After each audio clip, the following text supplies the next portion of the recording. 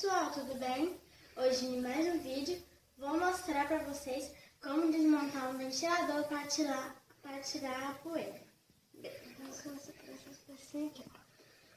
Tiramos aqui. Tira esse daqui. Tiramos esse daqui.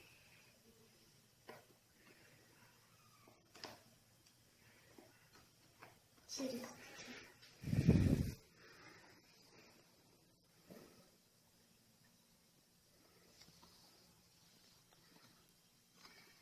Tirei o último. Pronto. Olha que sujeira tá aqui, ó. Bem, agora vamos tirar esse daqui. Aqui. Agora esse daqui, ó. Então, pessoal, como vocês estão vendo, aqui está muito sujo. Bem, vamos tirar essa outra parte aqui, ó. Aqui, ó. Pronto. Olha que sujeira. Tá muito sujo mesmo, tá merecendo uma lavagem mesmo. Então, pessoal, é isso aí. Eu desmontei já o ventilador e no próximo vídeo eu mostro pra vocês como ele vai estar limpinho, tá? Tchau! Peraí.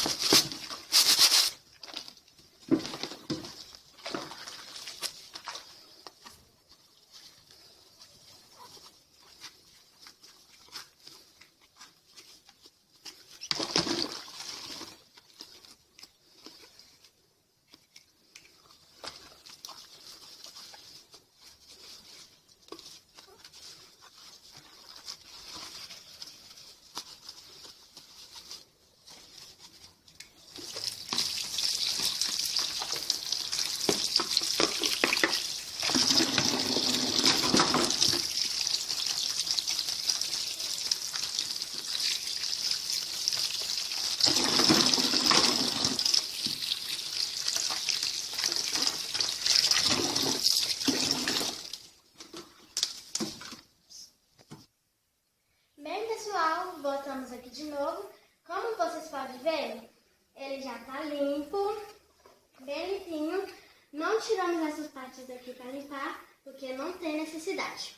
Olha, já limpou, já tá bem limpinho. Aqui. Agora vamos começar a colocar, tá? Então, pessoal, vamos encaixar. Então, pessoal, já está colocado, agora vamos colocar essa parte aqui, ó.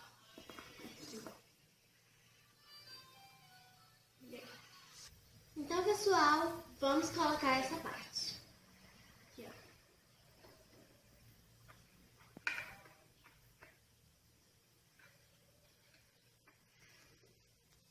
Então, pessoal, como vocês perceberam, aqui já está colocado e vamos colocar aqui, tá?